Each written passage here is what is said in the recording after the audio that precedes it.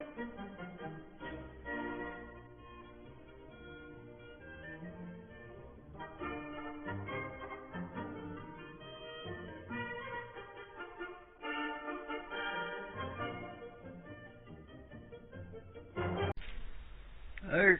in this video we are going to go around, have a word with people. So let's visit Walter. So if you need to know anything, just walk up to them. Well met. What can I do for you? So, Sure. Let's see. so yeah, he will. Let me tell you, a farmer's greatest asset is the land beneath his feet. But why? You're right. Of course, the easiest answer is to grow crops on soil. Makes the land quite important already. But have you thought more about your connection to the land? Land stewardship, conservation of it, and sustainability in agriculture. The responsibility of a farmer doesn't end with the harvest of good crops. Tending the soil, sustaining it for the future, and investing his time and energy in the land itself is so much more important than just the crops of the season.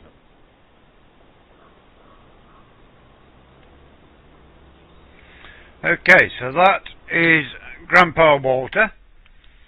If we come across to here, you can visit Ben, and if you want to know anything, click R. There you go. He asks if you know. I need help with crops. So let's say go with peas, and check the crop calendar and appropriate time he will give you all the information you need. Step 1 is liming. Lime needs to be worked into the ground and will improve the yield of your harvest. Step 2 is cultivating. Get to the field, lower the cultivator into the ground, and go. It's usually enough to cultivate instead of plowing.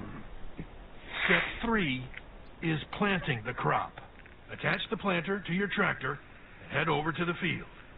Select the crop you want to grow, position yourself at one corner of the field, lower the implement, and turn it on. Now you plant the crop row after row. Step 4 is fertilizing to increase the yield. Fill a fertilizer spreader with fertilizer and apply it to the field. Repeat the process to increase fertilization to 100%. Step 5 is soil rolling, condensing, and improving the soil. If you want to improve your yield even further, you should use a roller on your freshly planted seeds. This step is optional, however. Step 6. Get rid of weeds when they appear on the field. If they grow further, you need a hoe or field sprayer, but try to avoid that. Step 7 is harvesting. For this crop, a specialized harvester is required. Don't you try to just use your combine with a grain header, kid. When you are done, unload the harvest into a trailer by extending the pipe of the combine harvester. When it's positioned over a trailer, it unloads automatically. Find the best selling point with the highest bid, unload the trailer in the designated area, and enjoy a successful harvest. So that's the sort of information that Ben will give you. Then if we go along, we should find other people about. Here is Katie. So you can visit Katie. She's here. Oh, hi. You're Walter's grandkid, aren't you? I'm Katie. Nice to meet you. Let me welcome you to our small town. As I just said, I'm Katie. I took over my parents' farm 4 years ago, continuing the family business after traveling the world as one does. But I'll tell you all about that another time. So what can I do for you? That's very admirable of you. What else can I tell you?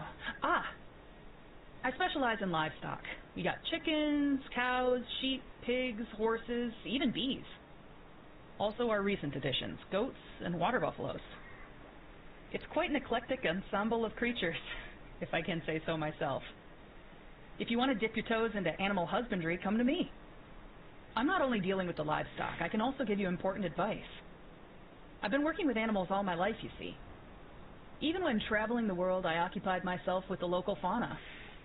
And I collected some stories on the way, if you're interested sometime. That and some myths and legends.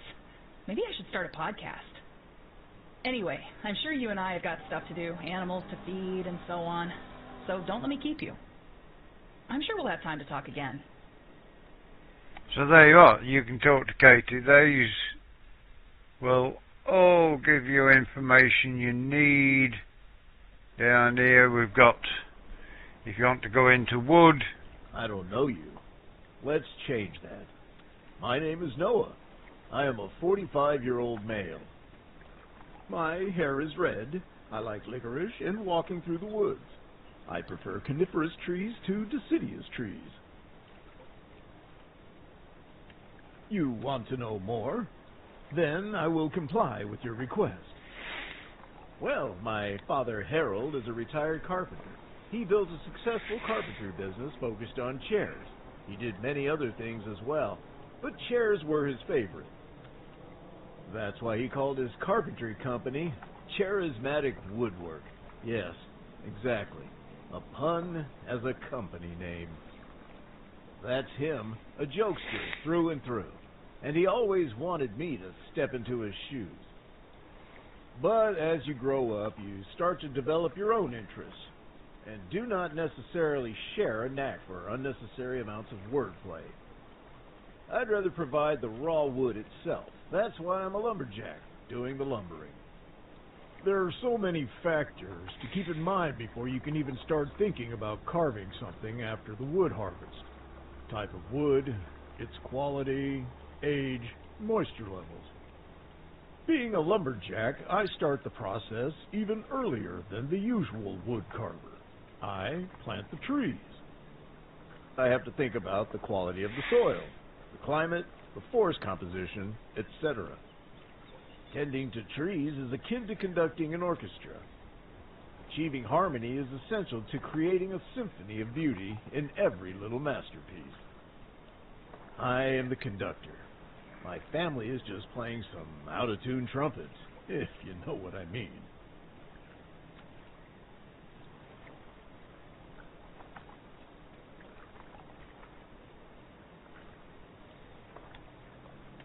To continue the story, however, lucky me, my sister Melissa took over his workshop.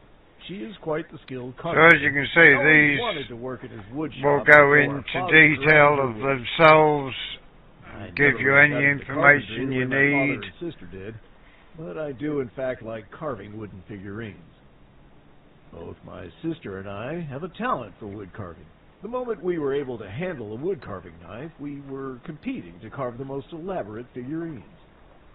It's still up for debate which of us is more proficient at wood carving. She primarily uses basswood. If you ask me, that's enough to end the debate right here. She used to live in Silver Run Forest. Her figurines are quite popular over there. She still holds that over my head.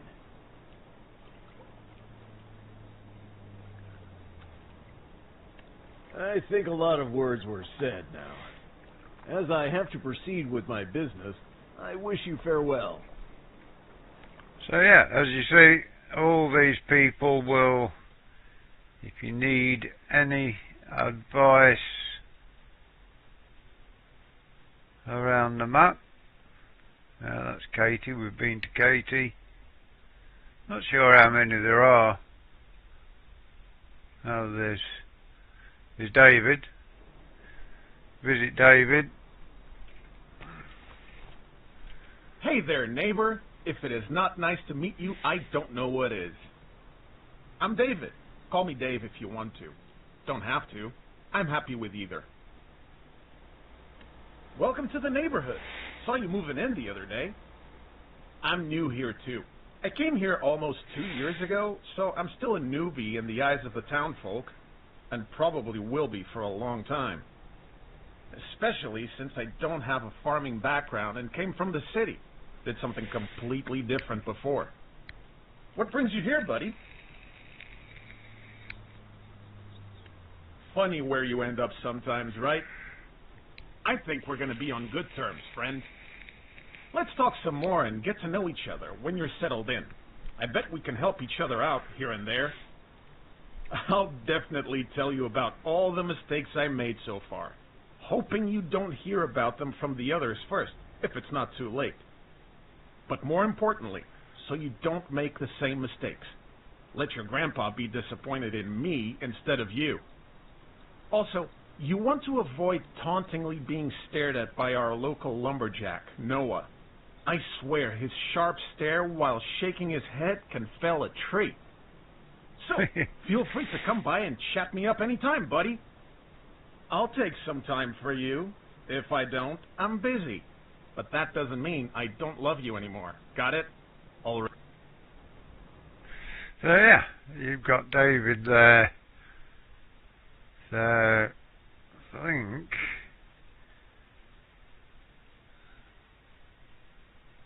on here we have probably exhausted everybody who's about. But yeah, these people will help you if you need any help. I mean, Grandpa and Ben will go into planting crops, how to plant them, how to harvest them. So if you need any help, look for these people and you will get any help you need. Thank you for watching. Goodbye for now.